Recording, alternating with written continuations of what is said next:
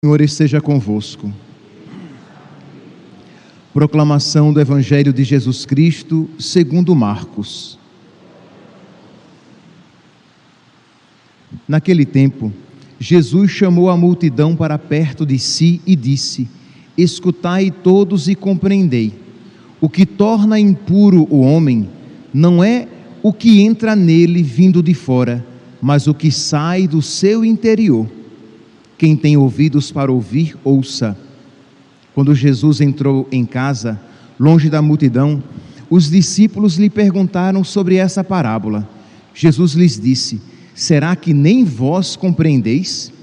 Não entendeis que nada do que vem de fora e entra numa pessoa pode torná-la impura? Porque não entra em seu coração, mas em seu estômago e vai para a fossa? Assim, Jesus declarava que todos os alimentos eram puros. Ele disse: o que sai do homem, isso é o que o torna impuro, pois é de dentro do coração humano que saem as más intenções, imoralidades, roubos, assassínios, adultérios, ambições desmedidas, maldades, fraudes, devassidão, inveja, calúnia, orgulho, falta de juízo. Todas essas coisas más saem de dentro e são elas que tornam impuro o homem. Palavra da salvação.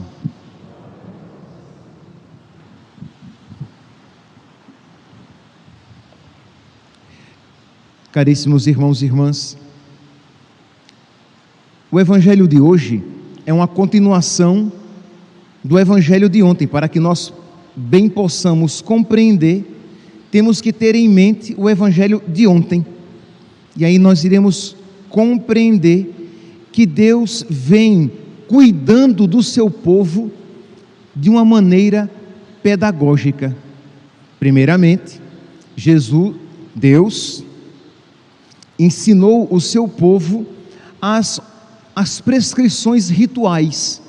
Então, é verdade que no Antigo Testamento existiam muitas prescrições rituais externas, exteriores, e elas eram boas, e elas eram necessárias, mas elas eram boas e necessárias naquele caminho pedagógico. Por exemplo, quando uma criança quer colocar o dedinho na tomada, e o papai ou a mamãe dizem: não faça isso, não faça isso, e põe aquela carinha meio feia para a criança, para que ela perceba que aquilo é mal, que ela não deve colocar ali.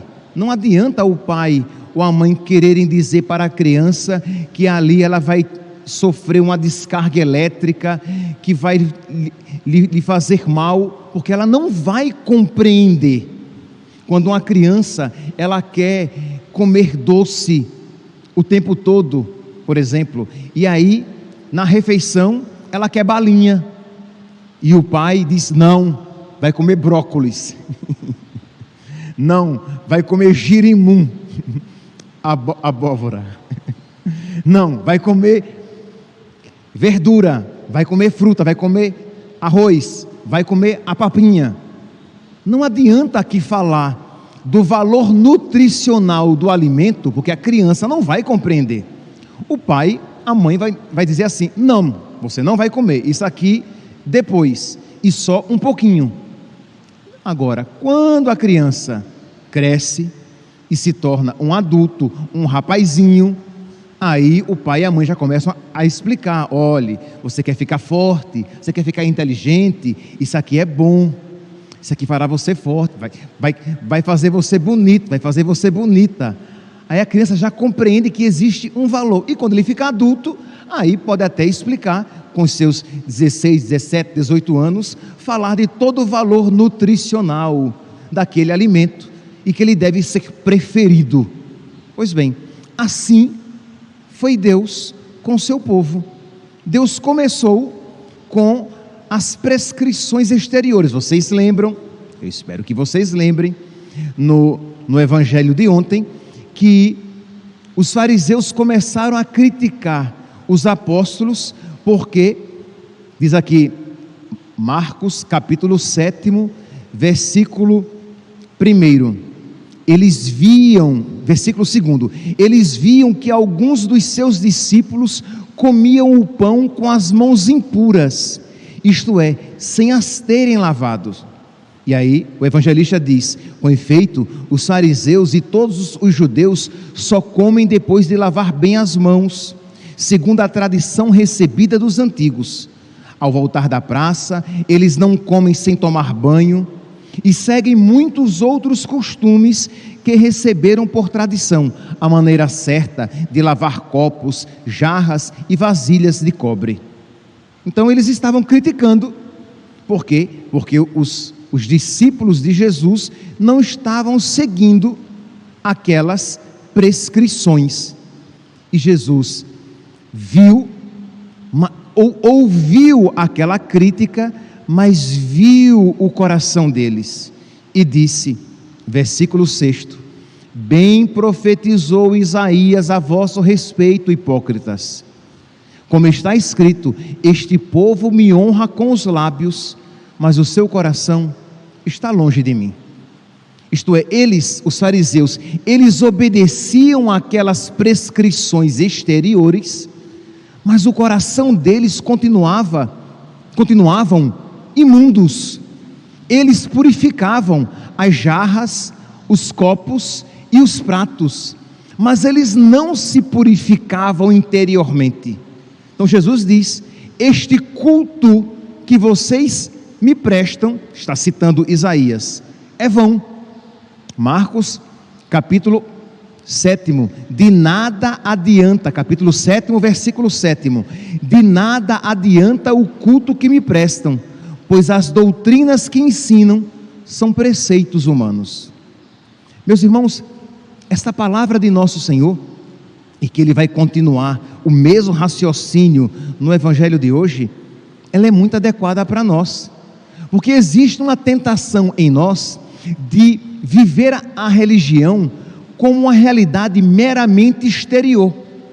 Isto é, você vem à missa, mas você vem de corpo presente, você não vem com o seu espírito, você não vem com o seu coração, você não vem para se unir ao sacrifício de Cristo e ter um coração semelhante ao dele. Você acha que pelo simples fato de estar aqui, ou de ligar a televisão, a internet e acompanhar, isso faz de você católico? Porque você vai à missa, você sabe o catecismo, isto é, você sabe os 10 mandamentos, os 7 sacramentos, os mandamentos da igreja, você sabe a lei moral da igreja, você conhece, você sabe rezar o terço, e até você reza todos os dias, e tudo isso é bom, tá? É muito bom que você venha à missa, é muito bom que você reze o texto todos os dias, é muito bom que você saiba bem a doutrina cristã, o catecismo, você sabe os mandamentos, você sabe os sacramentos, você sabe os mandamentos da igreja, você se abstém de carne às sextas-feiras, você devolve o dízimo, ok, mas se tudo isso você fizer desejando servir a Deus e desejando que, assim como exteriormente você é obediente, você também quer ser obediente interiormente, ótimo, este é o caminho.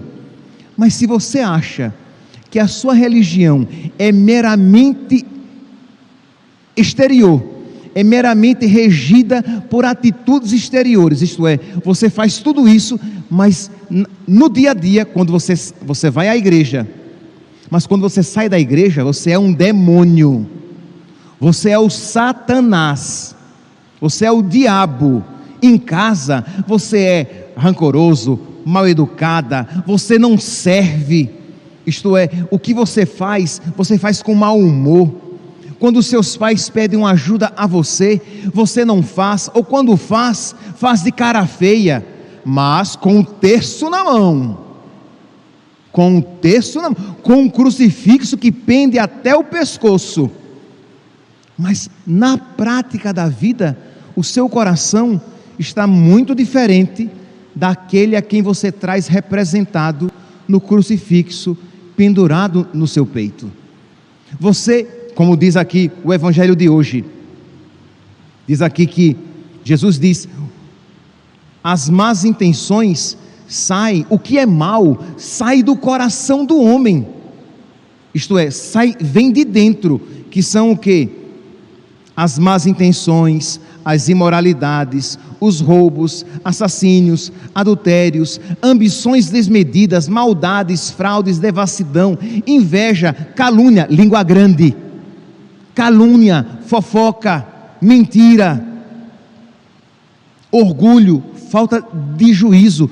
Todas essas coisas más saem de dentro e são elas que tornam o homem impuro. Não é o que entra. É claro que nosso Senhor não estava dizendo: isso mesmo, apóstolos, isso mesmo, discípulos, comam sem lavar as mãos.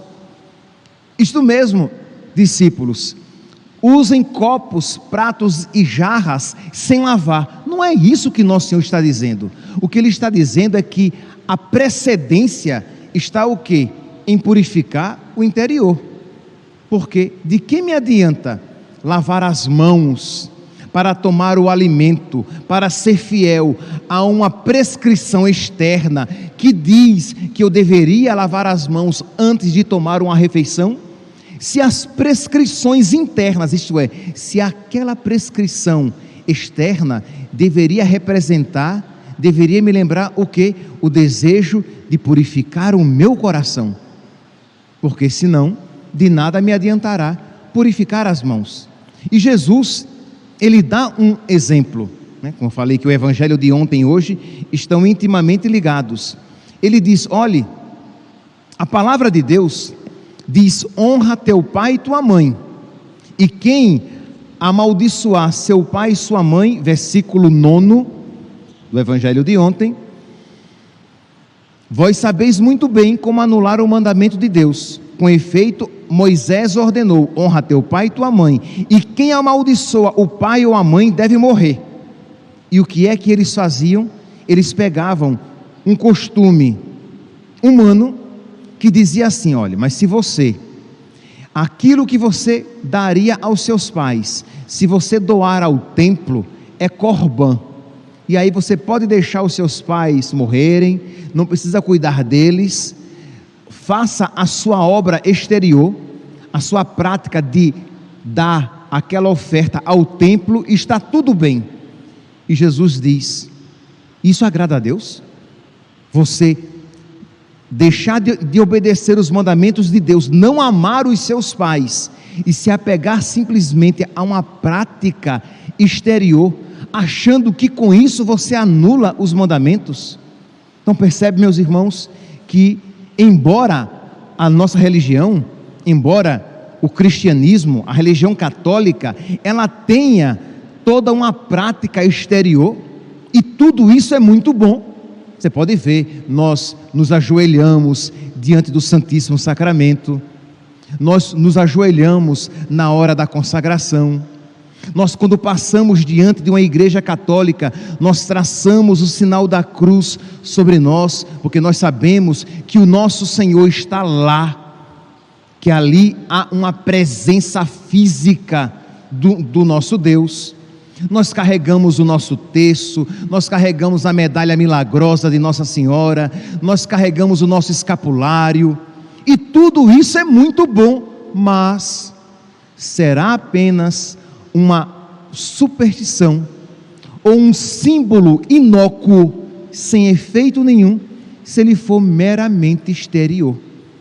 Se não houver um desejo sincero de me configurar interiormente àquela prática exterior, aquele símbolo que eu carrego.